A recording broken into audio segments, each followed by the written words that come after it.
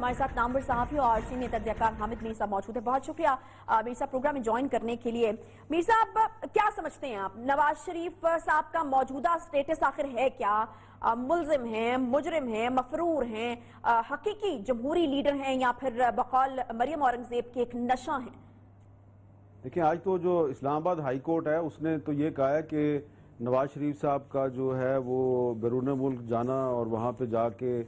بیٹھے رہنا اور واپس نہ آنا پورے نظام کی تضحیق ہے، اور انہوں نے ان کو مفرور بھی قرار دے دیا ہے. لیکن جب انہوں نے ان کو مفرور قرار دیا اور کہا کہ وہ نظام کی تضحیق کر رہے ہیں، اس کے تھوڑی دیر بعد نواز شریف صاحب جو ہیں وہ مسلم لیگ کے اجلاس سے ویڈیو لنک پر خطاب بھی کر رہے تھے. تو اب اس میں ظاہری بات ہے عدالت جو ہے وہ ان کو مفرور کہہ رہی ہے، اور مسلم لیگ نون جو ہے وہ ان کی قیادت میں تحریک چلانے کی منصوبہ بندی کر رہی ہے. تو دو بیانیے چل رہے ہیں پاکستان میں، اور ایسا لگتا ہے کہ جو عدالت جو کہہ رہی ہے وہی حکومت بھی کہہ رہی ہے. تو یہ دو بیانیے اس وقت پاکستان میں. اب فیصلہ جو ہے وہ آنے والے دن کریں گے. اگر تو اپوزیشن کی تحریک کامیاب ہوتی ہے تو پھر جو حکومت کا بیانیہ ہے وہ ہار جائے گا، لیکن اگر اپوزیشن کی تحریک کامیاب نہیں ہوتی تو پھر حکومت کا بیانیہ جیت جائے گا. اچھا میر صاحب، آج ایک بڑا انکشاف بھی ہوا ہے اور وہ یہ کہ 2014 میں میاں نواز شریف یہ رہے کہ ان سے استعفیٰ مانگا گیا تھا اور ساتھ ساتھ یہ دھمکی بھی دی گئی تھی کہ اگر استعفیٰ نہ دیا تو پھر جو ہے وہ مارشل لاء بھی لگ سکتا ہے. یہ انکشاف جو ہے وہ 6 سال گزرنے کے بعد ہو رہا ہے. کیا میاں نواز شریف صاحب جو ہے وہ صحیح وقت کا انتظار کر رہے تھے، اور کیا آپ کو لگتا ہے کہ یہی جو ہے وہ صحیح وقت ہے؟ حالانکہ اس سے پہلے بہت سارے مواقع آئے ووٹ کو عزت دو کا جب بیانیہ شروع کیا گیا، اسلام آباد سے لاہور جو ہے وہ تشریف لائے میاں نواز شریف صاحب، تب بھی جو ہے وہ یہ بات کی جا سکتی تھی. یہ کوئی انکشاف نہیں ہے اور یہ کوئی پہلی دفعہ یہ بات سامنے نہیں آئی ہے. یہ اسی زمانے میں یہ بات جو ہے یہ پتہ چل گئی تھی، اور بعد میں اس پر بات چیت بھی ہوئی اور اس پر بڑی ڈسکشن بھی ہوتی رہی ہے. اور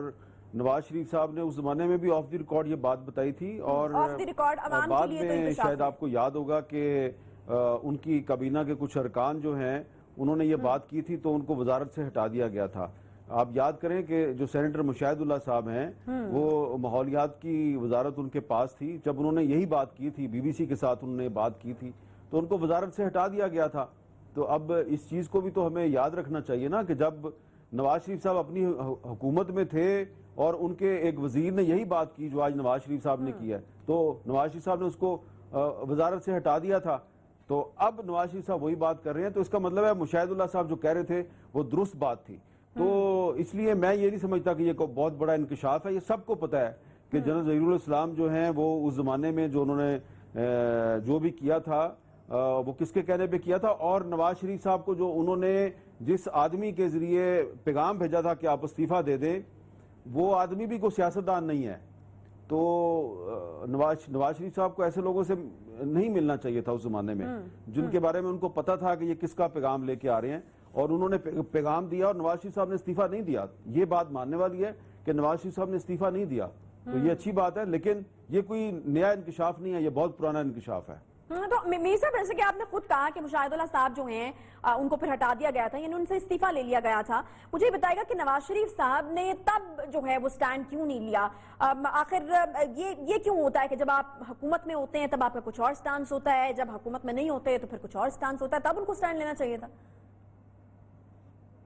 دیکھیں 3 وزراء کے بارے میں اس وقت جنرل رحیل شریف صاحب جو ہیں انہوں نے دباؤ ڈالا تھا مختلف اوقات میں کہ ان سے استعفیٰ لیا جائے. تو اس میں ایک تو مشاہد اللہ صاحب تھے، ان سے استعفیٰ لیا گیا تھا. اس کے علاوہ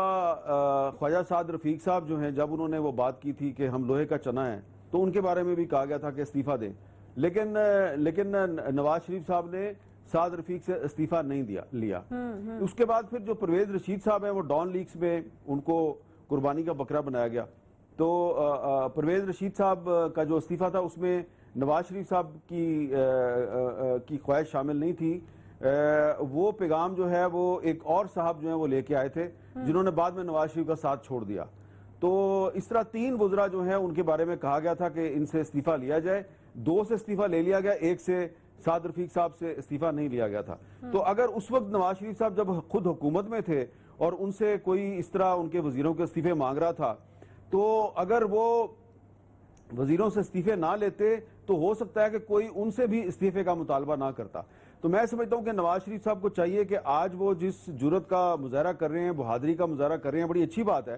اتنی ہی جرت اور بہادری ان کو اس وقت بھی دکھانی چاہیے تھی، اور جو لوگ ان سے ان کے وزیروں کے استعفے مانگ رہے تھے، نواز شریف صاحب کو چاہیے تھا کہ وہ قوم کے سامنے یہ ساری بات کھول کے رکھ دیتے۔ مجھے یقین ہے کہ پاکستانی قوم ان کے ساتھ کھڑے ہوتی، اور جو لوگ ان سے اور ان کے وزیروں سے استعفے مانگ رہے تھے وہ لوگ جو ہیں ان کو منہ کی کھانی پڑتی اور وہ نواز شریف صاحب پہ مزید دباؤ نہ ڈال سکتے۔ لیکن میر صاحب یہ چیز بھی تو ہمارے سامنے ہے نا کہ اہم قانون سازیاں جو ہیں وہ ہوتی رہی ہیں، نون لیگ ان کا حصہ رہی ہے، متعدد معاملات میں حکومت کو جو ہے وہ سپورٹ کیا گیا ہے، اس میں آرمی چیف صاحب کی ایکسٹینشن کا معاملہ بھی ایک اہم معاملہ ہے، لیکن اب انکشافات کا جو سلسلہ ہے وہ شروع ہو گیا ہے، تو کیا اس کی وجہ یہ ہے، اس سلسلے کی وجہ یہ ہے کہ اب بالکل ہی جو معاملات ہیں وہ ہاتھ سے نکل چکے ہیں اور شہباز شریف صاحب بھی جو کوششیں کر رہے تھے وہ بھی واضح طور پر نظر آ رہی ہیں کہ ناکام ہو گئی؟